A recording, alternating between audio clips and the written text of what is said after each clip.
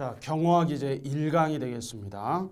자, 이번 시간에 이제 여러분들과 함께 배울 내용은 1장에 보시게 되면 이제 경호학과 경호, 그래서 1, 자, 경호의 정의에 대해서 뿐만이 아니라 자, 경호 및 경비의 분류, 자, 이런 내용을 여러분들과 함께 자, 공부해 보도록 하겠습니다.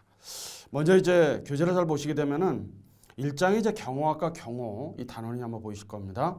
그래서 먼저 이제 경호의 이제 정의에 대한 부분들이 언급이 되는데 우선 이제 굉장히 중요한 부분이 뭐냐면 이 경호의 개념이 되겠습니다.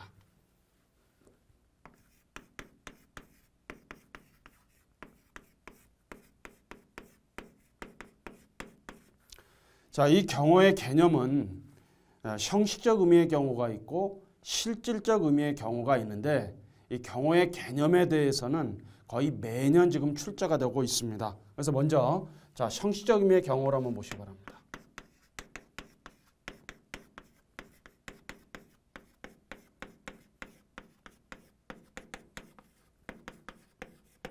그래서 이 경호의 개념과 관련한 부분은 매년 지금 출제가 되고 있는 아주 중요한 내용이 되겠습니다.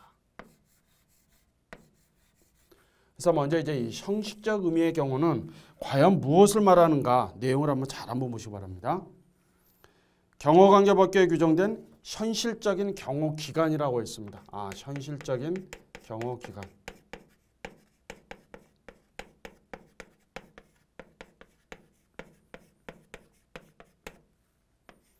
자, 그 다음에 보시게 되면 이제 제도상 실정법상의 일반 경호기관의 권한에 속하는 일체 경호작용이다.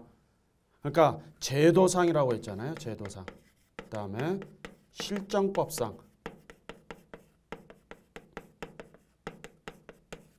실정법상의 경호기관에 속한다고 했습니다. 경호기관. 속하는 일체 경호작용이다. 자, 다음 보시게 되면 실정법, 제도, 기간 중심이라고 했습니다. 실정법, 그리고 제도, 그리고 기간. 그 다음에 경호 주체 또는 권한, 제도에 따른 구분이다. 자, 경호의 주체라고 했죠. 그리고 권한, 제도 이런 표현을 했습니다. 권한과 제도. 그 다음에 보시게 되면 대통령 등의 경호에 관한 법률에서 경호는 형식적 의미의 경우다. 대통령 등의 경호에 관한 법률입니다.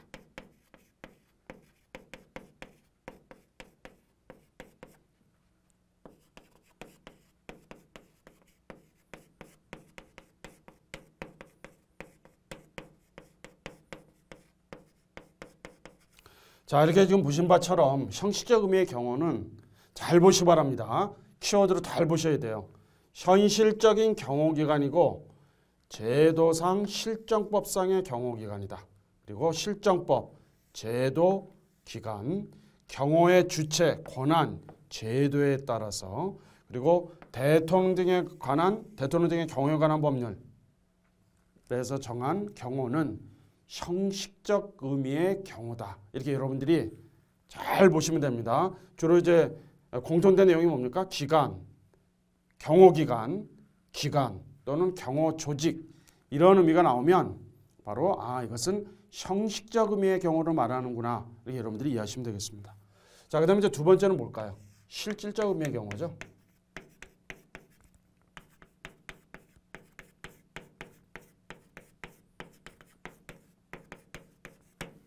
자, 이 실질적 의미의 경우 굉장히 중요한 내용이 되겠습니다.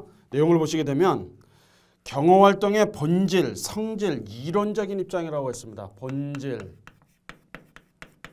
성질 또는 이론 이해한 것으로 학문적 측면이라고 했습니다. 학문적 측면.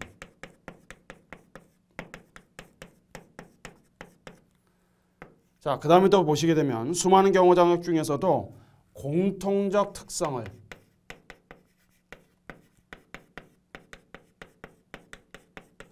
추상화한 개념이라고 했죠. 추상화.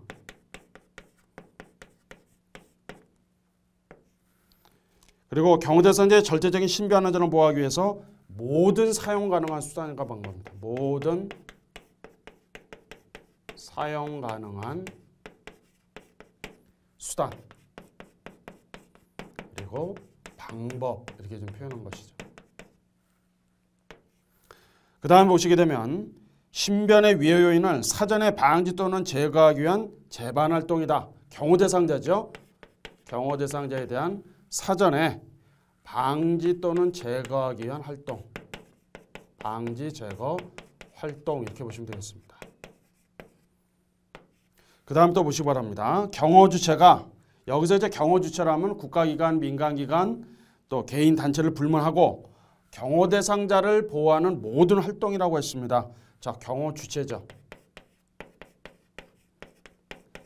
바로 이 경호 주체가 경호 대상자에 대해서 보호하는 활동이다. 보호 활동 이렇게 보시면 되겠죠. 보호 활동. 그래서 모든 위험과 공경에서 경호 대상자를 안전하게 보호하기 위한 활동이다. 자, 그럼 이제 실질적 의미의 경호를 다시 한번 정리를 해보자면 실질적 의미의 경호라고 하는 것은 본질, 성질, 이론적 그리고 학문적인 측면에서 고찰된 개념이다라고 하면 이것은 실질적 의미의 경호구나 라고 이렇게 보시면 된다 이겁니다. 또 공통적인 특성을 추상화한 개념 그 다음에 모든 사용 가능한 수단과 방법을 동원하고 사전에 경호 대상자에 대한 어떤 사전에 위해 요소가 있다면 방지하고 제거하는 활동 그리고 경호 주체로 하여금 경호 대상자를 보호하는 활동을 우리가 실질적 의미의 경호라고 한다. 이렇게 여러분들이 이해하시면 되겠습니다. 자, 그 다음에 각 기관별의 경호 개념이 있습니다.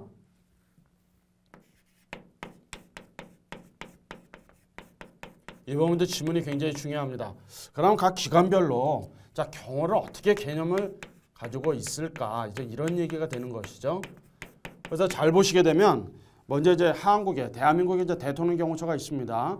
대통령 경호처에서는 경호란 경호 대상자의 생명과 재산을 보호하기 위하여 신체에 가해지는 위해를 방지하거나 제거하고 특정 지역을 경계, 순찰 및 방비하는 모든 안전활동을 말한다라고 했는데 이 내용이 어디서 근거한 것일까요? 바로 한국의 대통령 경호처죠.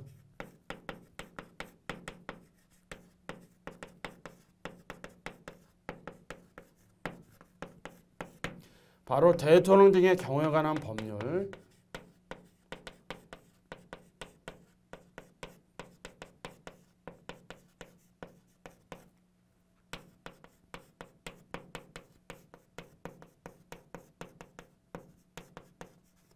제2조 정의가 있어요. 거기에서 무엇을 설명한 것인가요? 경호를 설명한 내용이 되겠습니다.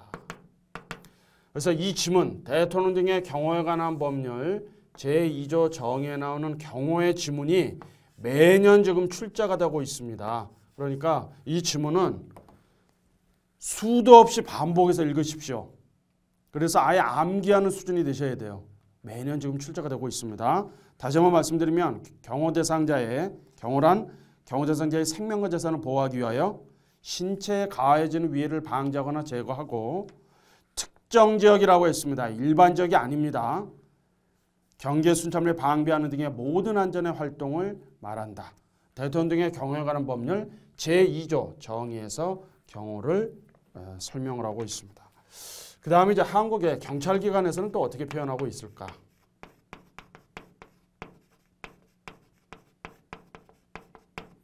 한국의 경찰기관에서는 경호란 정부 요인 국내의 주요 인사 등 경호 대상자의 신변에 대하여 직간접적으로 위해 가해지려는 위해를 방지하기 위해서 위험 요소를 사전에 제거하고 경호 대상자의 안전을 도모하는 경찰 작용이라고 했습니다.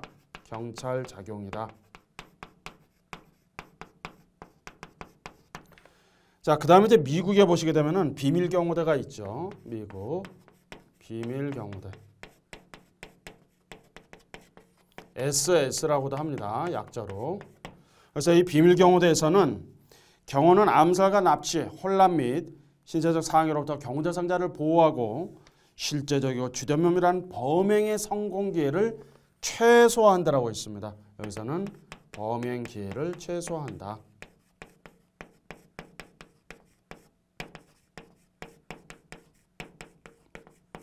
이런 표현들이 굉장히 중요한 부분들이에요. 그래서 범행의 기회를 최소화한다. 이렇게 좀 표현하고 있는 것이죠. 자, 1번은 요인 경호대라고 있습니다. 1번은 요인 경호부대가 있어요.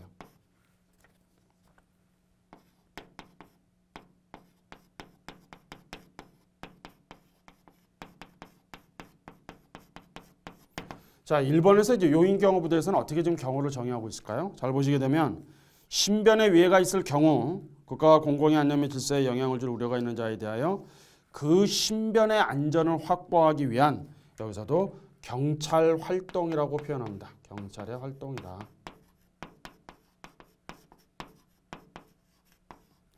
자, 여기서 이제 잘 보시게 되면 대한민국의 경찰기관에서는 경찰 작용이라고 표현을 했고 미국의 비밀경호대는 그 범행의 기회를 최소화한다. 그 다음에 일본의 요인 경호부대에서는 무엇이라고 표현했죠? 경찰 활동이라고 표현했잖아요. 그래서 각 나라에서 기관별로 경호에 대한 개념을 어떻게 설명을 하고 있는지 자, 이런 부분들은 여러분들이 잘 정리해 주시기 바랍니다. 자, 그 다음에 이제 경호학의 이제 의의에 대한 부분이 표현이 되죠. 경호학의 의의.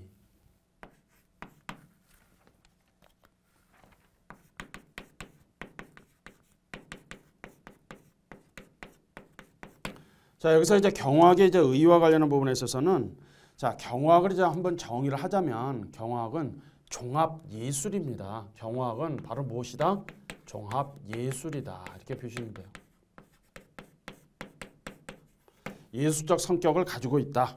그리고 매우 적극적이면서 동태적인 학문입니다. 적극적이고 동태적이다.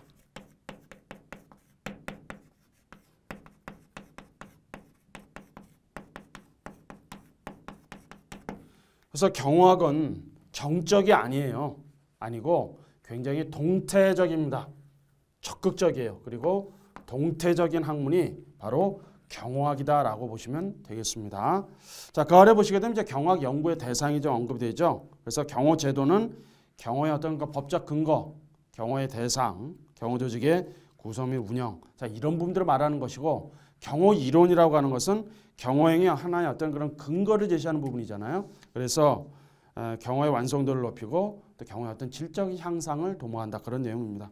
경호 기법이라고 하는 것은 경호원과 경호 조직의 능력을 향상시키는 것을 의미하는 것이고 그 다음에 경호 의식이라고 하는 것은 경호의 어떤 방향을 결정하는 자, 그런 어떤 바로미터 또는 그런 방법을 결정한다. 자, 여러분들 참고로 여러분들이 이해하시면 되겠습니다.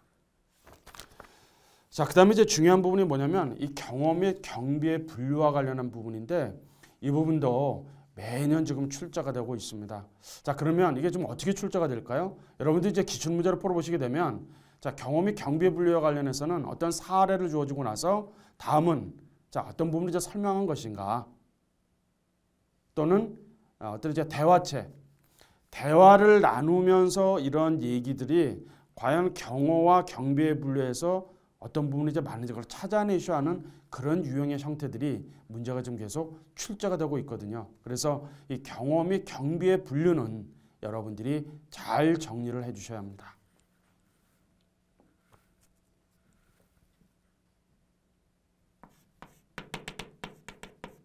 자, 경호 및 경비의 분류입니다. 자, 이 경호 및 경비의 분류도 시험에 출제가 잘 되고 있는 부분들이니까 여러분들이 정리를 잘 해주셔야 합니다.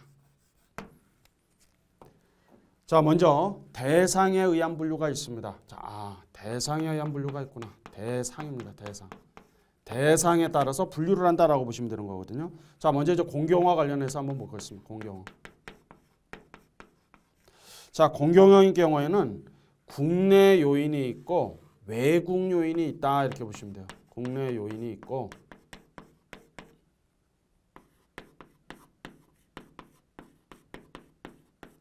외국 요인이 이렇게 있습니다. 그럼 국내 요인에서 보시게 되면은 가포, 의로, 병어로 나누어지게 되거든요. 국내 요인에서는. 그래서 먼저 이제 가포가 이제 등장하는 것이고 그 다음에 의로, 그리고 병호 이렇게 지금 표현하는 겁니다. 이게 이제 국내 요인이거든요. 자, 그럼 이제 가포 대상을 먼저 한번 보시기 바랍니다. 대통령과 그 가족, 대통령 당선인과 그 가족이 포함이 됩니다. 그 다음에 대통령 권한대행과 그 배우자라고 했어요. 대통령 권한대행은 역대 우리 대한민국에서 두 분이 하셨습니다. 고건희 전 국무총리와 황교안 전 국무총리입니다. 두 분이 대통령 권한대행을 수행을 하신 대표적인 분이죠. 그 다음에 전직 대통령과 그 배우자인 경우에는 10년 이내예요. 퇴임하고서 10년 이내로 보시면 됩니다. 그래서 가포 대상은 대통령 경호처에서 경호 임무를 수행하고 그런 얘기입니다. 그 다음에 이제 의료 대상을 한번 잘 보시기 바랍니다. 의료 대상은 국회의장, 대법원장, 국무총리, 헌법재판소장으로 되어 있습니다. 그래서 입법부의 수장인 국회의장, 사법부 수장, 대법원장, 행정부 2인자죠. 국무총리입니다. 그 다음 헌법재판소장이 됩니다. 그 다음에 전직 대통령인 경우에는 퇴임하고서 10년이 경과된 겁니다. 자, 의료 대상에도 전직 대통령이 포함이 되지만 이거는 10년이 지나고 나서다. 10년 이후라고 보시면 되는 거죠. 그래서 여기서 좀 혼동하지 말아야 될 것은 뭐냐면 가포 대상은 전직 대통령이 하더라도 10년 이내가 되지만 의료 대상은 10년이 경과된 10년이 지난 전직 대통령과 그 배우자가 포함이 된다. 이렇게 보시면 되겠습니다. 그 다음에 이제 대통령 선거 후보자는 의료 대상이 되는 겁니다. 그럼 어디에서 지금 경호를 담당할까요? 경찰에서 경호를 담당한다. 그 다음에 이제 병원은 가포와 의료 외에 경찰청장 또는 경찰처장이 필요하다고 인정하는 인사를 우리가 이제 병호 대상이라고 하는 것이죠. 그래서 지금까지 살펴본 내용은 뭡니까? 국내 요인과 관련한 부분이었습니다.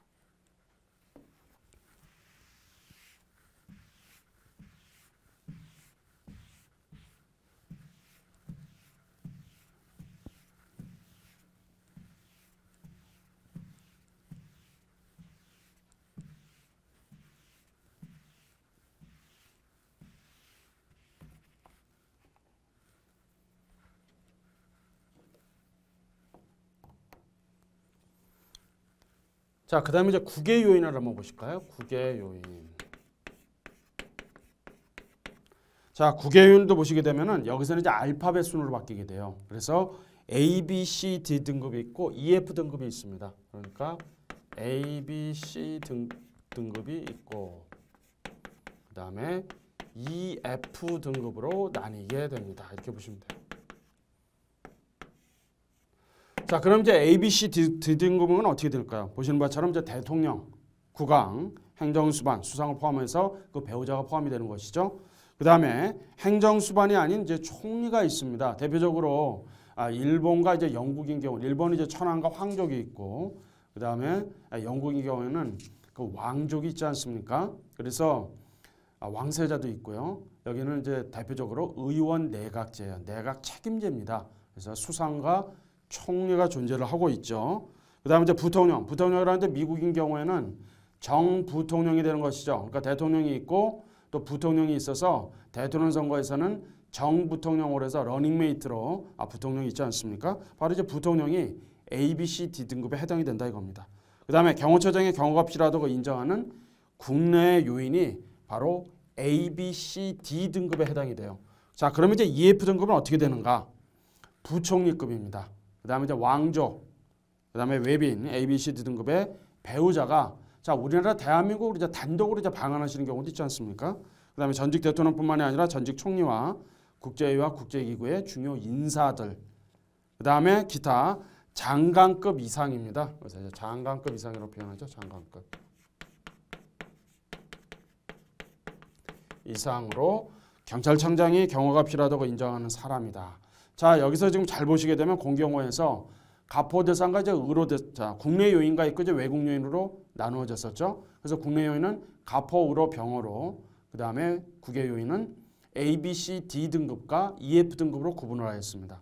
그래서 가포 대상과 A, B, C, D 등급은 대통령 경호처에서 경호를 수행하고, 그렇죠. 그 다음에 이제 의료와 EF 등급은 경찰에서 경호 임무를 수행한다. 이게 여러분들이 잘 이해하시면 됩니다. 이게 굉장히 중요한 부분들이에요. 그래서 그 아래 보시게 되면 가포 및 외빈 경호인 경우에는 대통령 경호처에서 경호를 주관하고, 그 다음에 삼중경호 원칙이 입각해서 일선은 어디에서 하는 겁니까? 우리가 이제 삼중경호 원칙에서 배우겠습니다만 대통령 경호처에서 담당하는 것이죠. 2선은요. 경찰입니다. 또는 군도 해당이 되는 경우가 있습니다. 그래서 의료와 병호 및 외비인의 경우에는 경찰 책임하에 경호를 수행하게 된다. 이렇게 보시는 겁니다. 자, 여기서 이제 잘 보시게 되면 경호처장이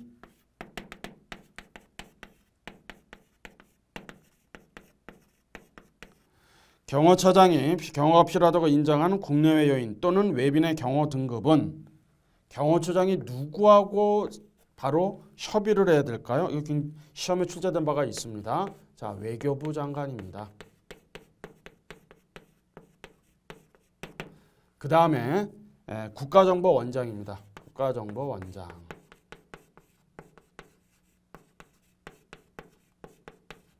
그리고 경찰청장이 되겠습니다.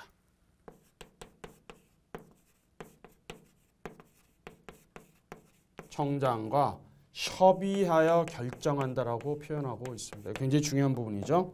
다시 한번 말씀을 드리면 경호처장이 외교부 장관과 국가정보원장, 경찰청장과 협의해서 결정한다. 그 경호 등급을 말하는 겁니다. 그래서 이 부분도 지문이 출제된 바가 있는 내용입니다. 굉장히 중요한 지문이죠.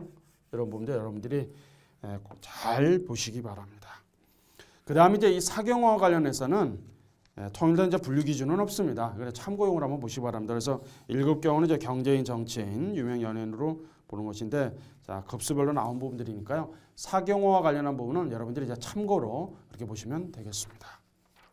자, 그 다음에 이제 장소에 의한 분류를 한번 볼까요? 장소에 대해서는 어떻게 다 따르는가? 장소에 의한 분류.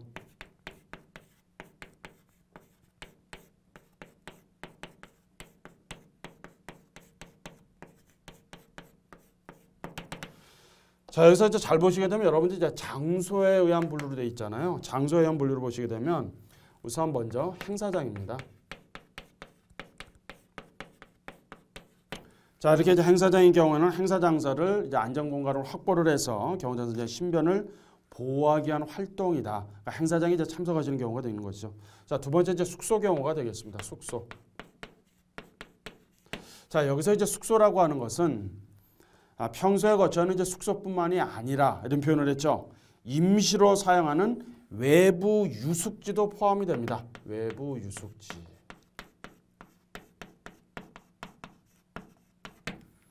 이런 부분도 포함이 된다. 그러니까 예를 들면 대통령과 이제 영부인께서 외부를 이제 방문하시는 경우 이제 국빈으로, 자, 그렇게 되면 그 나라에서 숙소를 분명히 제공하는 경우도 있습니다.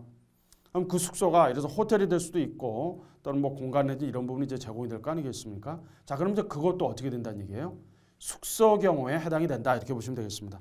그 다음에 이제 연도 경우가 있습니다. 세 번째 연도 경우. 자, 이 연도 경우는 두 가지를 좀 나누어서 우리가 볼 수가 있죠. 육로 경우와 철도 경우입니다. 육로 경우. 그리고 철도 경우가 있다. 이렇게 보시면 돼요.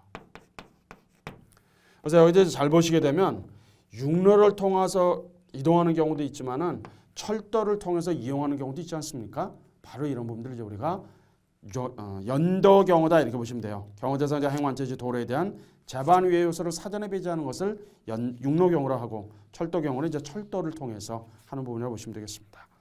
자, 그다음에 이제 성격에 의한 분류가 있습니다. 성격에 의한 분류.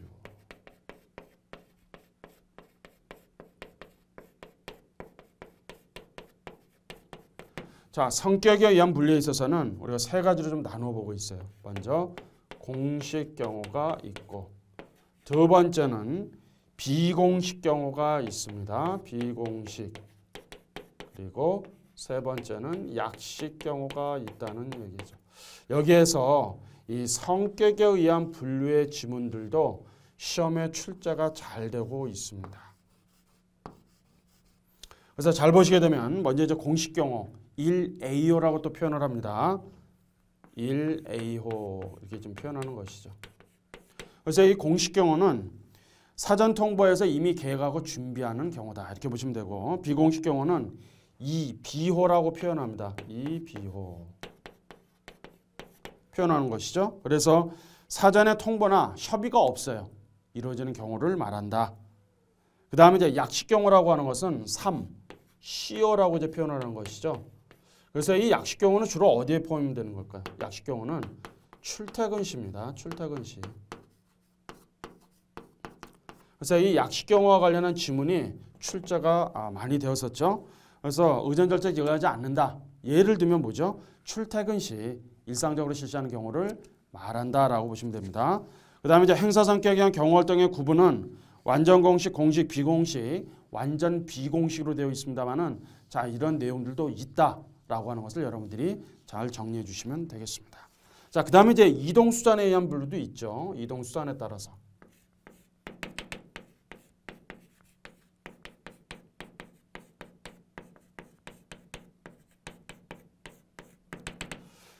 자, 여기서는 이제 이동 수단에 따라서 자, 분류를 해본 부분이 되겠습니다. 그러니까 보행으로 자, 걸어서 가는 경우도 있고 차량, 열차, 선박, 항공기를 통한 경우는 무엇이죠? 이동 수단에 의한 분류다라고 보시면 되겠습니다.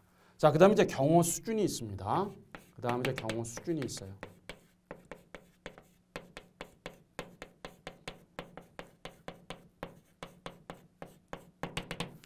자, 여기서 이제 경호 수준에 대한 부분이 언급되고 있으니까 내용을 한번 잘 보시게 되면 1A급 경호가 있죠. 먼저 1A급 경호가 있고 그 다음에 2B급 경호가 있습니다.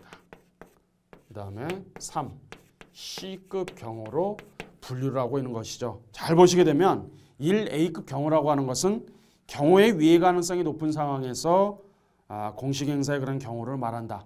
국가 원수급입니다. 그러니까 이것은 국가 원수급이구나. 그 다음에 이 B급 경호인 경우에는 시간적 여유 없이 갑자기 결정이 되었어요. 이것은 수상급입니다. 우리나라 보면 이제 국무총리 되었죠. 그 다음에 이제 3C급 경호인 경우는 경호 자체가 거의 없습니다. 없으니까 이런 경우는 장관급이구나 이렇게 보시면 됩니다. 자, 경호 수준에 따른 분류 잘 보셔야 됩니다. 1A급은 국가원수급, 우리는 대통령이죠. 2B급은 수상, 국무총리라고 보시면 되고 3C급은 장관급에 해당이 된다. 거의 뭐 경호 자체가 전무하다, 없다 이제 그런 얘기를 말하겠습니다. 그 다음 이제 직간접적인 여부도 있죠. 직간접적인 여부, 직간접의 여부.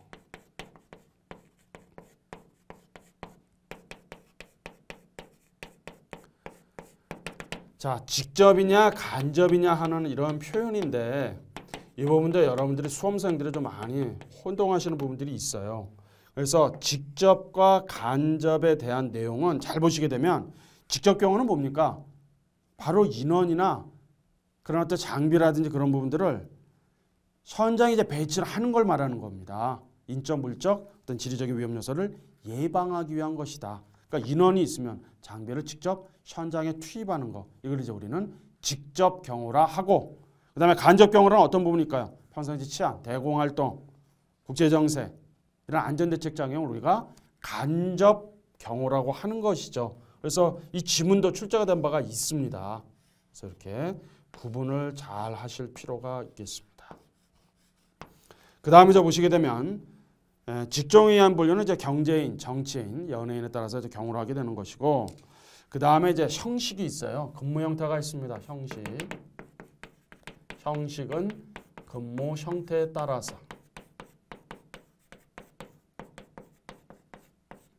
분류를 또 해보는 것이죠.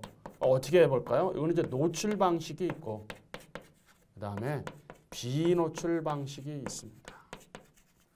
또는 자 혼합하는 경우도 있죠. 그래서 이 노출이라는 것은 뭐냐면 이제 복장을 입었으니까 완전히 이제 공개가 된 그런 내용을 말하는 것입니다. 그래서 위압감을 줄 수도 있다.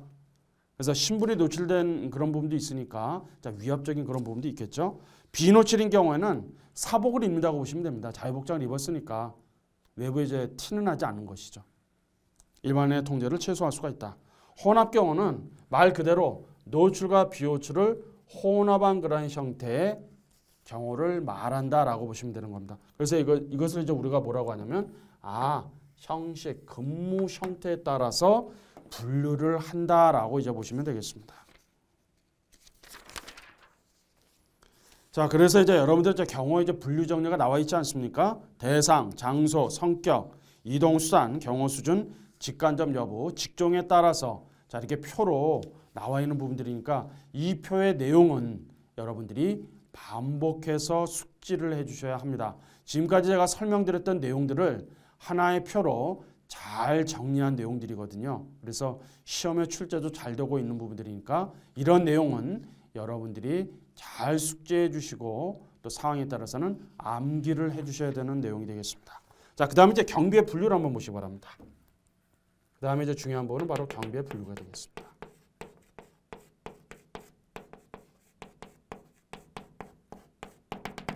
여러분이 이제 이 경비의 분류와 관련해서도 시험 문제가 출제가 아주 잘 되고 있거든요. 먼저 이제 공경비와 사경비, 민간경비에 대한 이제 표를 한번 보시기 바랍니다. 자, 공경비는 이제 정부가 이제 주체가 됩니다만은 민간경비는요.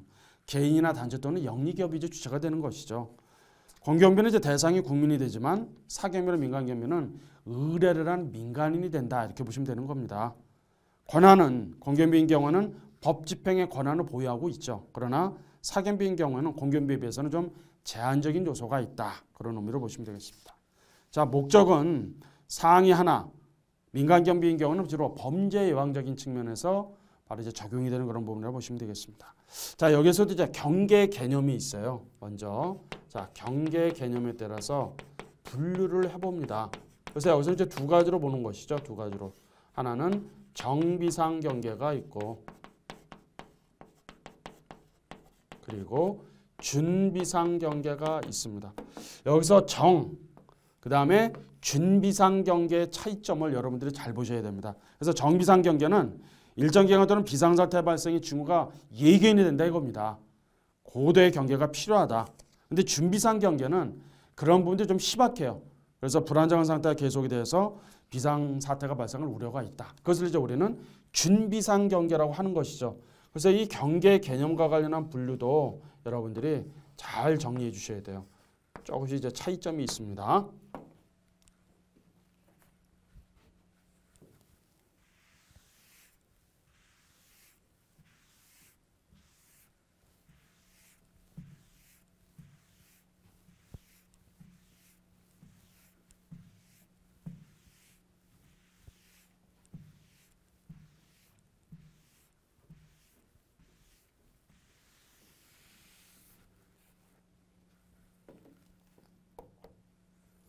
자, 그 다음에 보실 내용은 이제 경계 대상에 대한 분류가 있습니다. 경계 대상.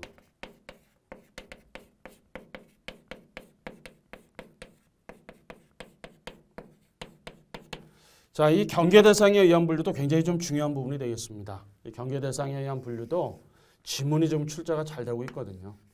조금씩 이제 차이점이 있으니까 그런 부분 여러분들이 잘 정리해 주시면 됩니다. 먼저 이제 특수경비가 있어요. 특수경비.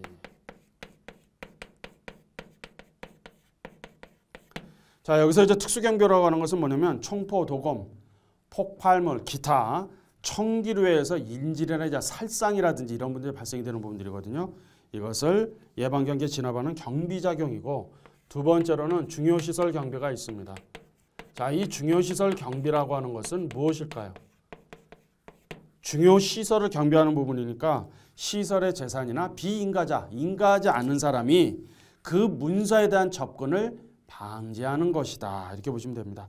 그 다음 이제 치안경비가 있죠. 자, 이 치안경비라고 하는 것은 공공의 안녕과 질서를 문란하게 하는 어떤 경비 사태와 관련이 있다. 이렇게 좀 보시면 되는 겁니다. 그 다음 이제 혼잡경비가 있습니다. 혼잡경비. 자, 여기서 이제 혼잡이라는 표현을 했으니까 혼잡경비라고 하는 것은 대규모 국가행사나 경제행사 등에서 군중의 혼란이 야기된다 이겁니다. 군중의 혼란이. 그러니까 예측할 수가 없겠죠. 이런 부분들이 이제 우리는 혼잡경비라 한다. 그 다음에 이제 재해경비라고 하는 부분도 있습니다. 재해와 관련한 부분이다라고 보시면 되는 거죠. 재해경비. 자, 이런 부분들이 이제 바로 경계 대상에 의한 분류를 하고 있다. 이렇게 보시면 되는 겁니다. 그 다음에 이제 경비 방식에 의한 분류도 있어요. 경비 방식에 따라서.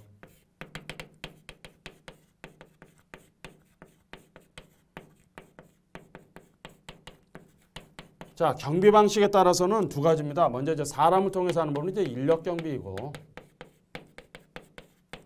그 다음에 기계 경비 시스템을 통한 것을 이제 기계 경비라고 하는 것이죠. 현재 이제 인력 경비 부분이 많은 비중을 차지하고 있습니다만은 향후에는 아마 기계 경비 시스템들이 아마 주류를 이룰 것으로 보고 있습니다. 그 다음에 이제 경비 성격에 의한 분류도 있죠. 경비 성격에 따라서.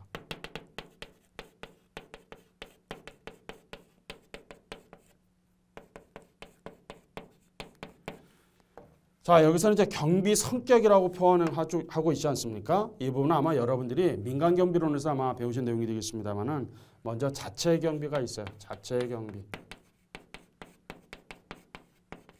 두 번째로는 계약 경비라고 합니다. 자, 여기서 이제 자체 경비라고 하는 것은 뭐냐면 그 회사에서 보안 근무자를 직접 채용하는 형태를 자체 경비라고 하는 겁니다.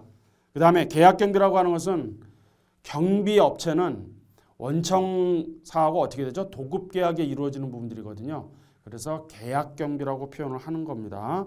그 다음에 이제 경비법상의 경비 분류는 경비법 제2조에 보시게 되면은 시설, 호성, 신변, 기계, 특수경비업이라고 규정을 하고 있거든요. 그래서 이것을 앞에 두 우물을 따서 시효, 신기특. 자, 이렇게 해서 여러분들이 이제 두 우물에서 외우셔서 자, 이 5가지 업무에 대해서는 여러분들이 정리를 좀 잘 해주시면 되겠습니다. 자, 그 다음에 이제 중요한 부분이 뭐냐면 이 경비 경찰과 관련한 내용이 되겠습니다. 경비 경찰.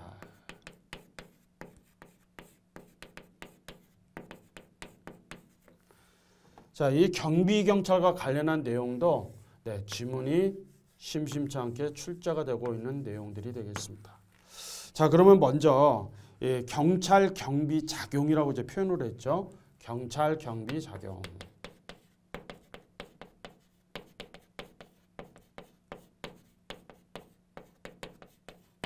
자, 이 경찰 경비 작용은 먼저 그 개념을 한번 잘 보시기 바랍니다. 보시게 되면 경찰은 국가의 비상사태나 긴급 중요사태나 경비사태가 발생하거나 발생한 우려가 있는 경우 그 사회 공공의 안녕과 질서를 해하는 경우 어떻게 되죠? 불법 행위를 개인이나 또는 단체 불법 행위를 예방해야 됩니다.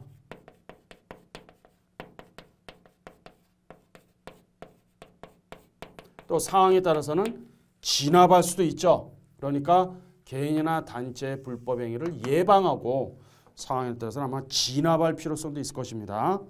자, 경비경찰의 특징을 한번 보시기 바랍니다. 3가지입니다. 긴급한 중요사태이므로 처리 기한은 없다. 또 부대 조직으로 하향적 특징이 있다. 중요한 질문이에요. 그 다음에 경찰 부대 작용으로 이루어지게 된다. 그 다음에 이제 경비경찰의 특성이 있죠. 이번 중요한 부분입니다. 경비경찰은 어떤 특성이 있는가?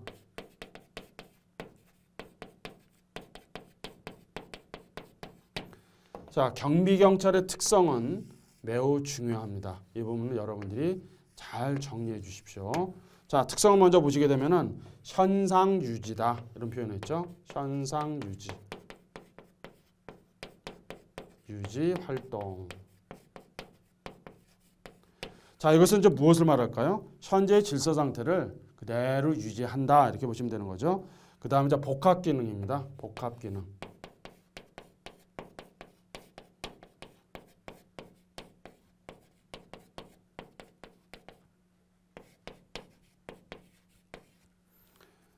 사후 진압뿐만이 아니라 사전의 예방도 중요하겠죠. 모두 수행하게 된다. 이렇게 보시면 됩니다. 그 다음에 즉응적 활동이 되겠습니다. 즉응적 활동이다.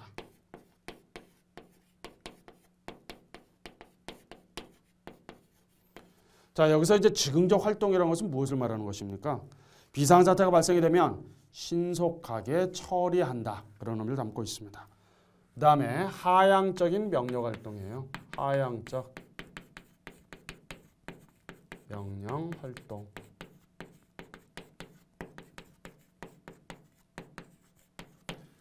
하향적 명령 활동이라는 것은 지휘관이 있을 거 아니겠습니까? 지휘관이 이제 부하들한테 지휘를 내릴 거 아니에요. 지시를 하게 되겠죠. 그래서 하향적 명령 활동이 됩니다.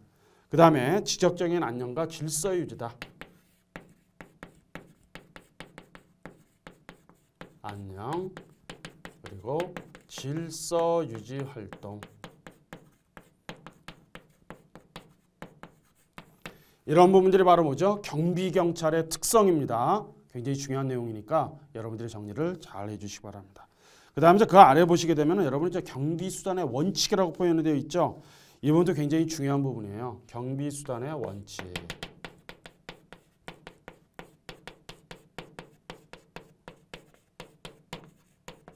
원칙도 굉장히 좀 중요한 내용이 되겠습니다. 경비수단의 원칙에는 보시게 되면 네 가지로 규정을 해놓았습니다. 먼저 균형의 원칙이다.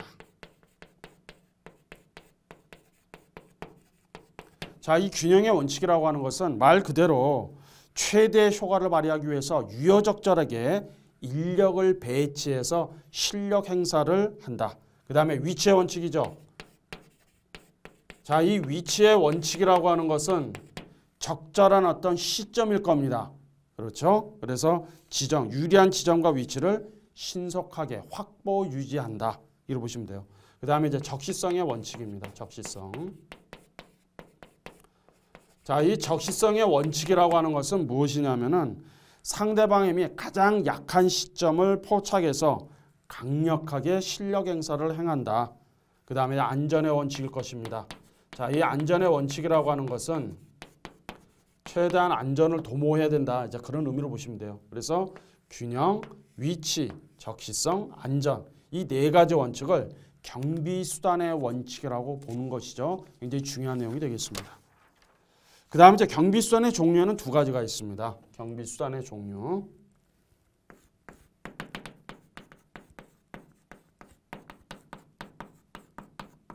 이 부분도 이제 지문이 출제된 바가 있습니다만은 먼저 첫 번째 보신 내용은 뭐냐면 직접 실력 행사하는 거예요. 직접 행사, 실력 행사. 그러면 직접 실력 행사하는 부분은 무엇이겠습니까? 바로 그냥 체포하는 것이죠. 체포. 제지하거나 체포한다. 제지하고 체포하는 것이다.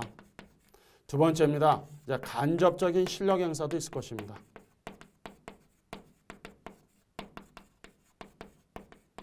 자, 이렇게 이제 간접 실력 행사라는 것은 뭐냐면 구두상으로 경고하는 겁니다. 경고. 심리적인 압박감을 주는 것이죠. 이게 경고라고 표현하는 것이죠. 그러니까 직접적으로 실력을 행사하는 것은 제지하거나 체포하는 것을 의미하고 간접적으로 실력 행사하는 것은 뭐냐면 그것은 구두상으로 이렇게 경고한다. 그런 의미로 보시면 되겠습니다. 그 다음에 이제 경비경찰의 대상은 치안경비가 있죠. 공공의 안녕과 질서를 도모하는 거죠. 재해경비, 재해에 의한 예측 불허의 돌발 사태. 그 다음 혼잡경비, 군지경 훈련에서 발생하는 예측 불가능한 그런 사태죠. 경호경비, 신변을 보호하러 한다. 시설경비도 있고 특수경비, 총포도금, 이제 폭발물 이런 부분들에 대한 진압, 예방 진압하는 그런 작용.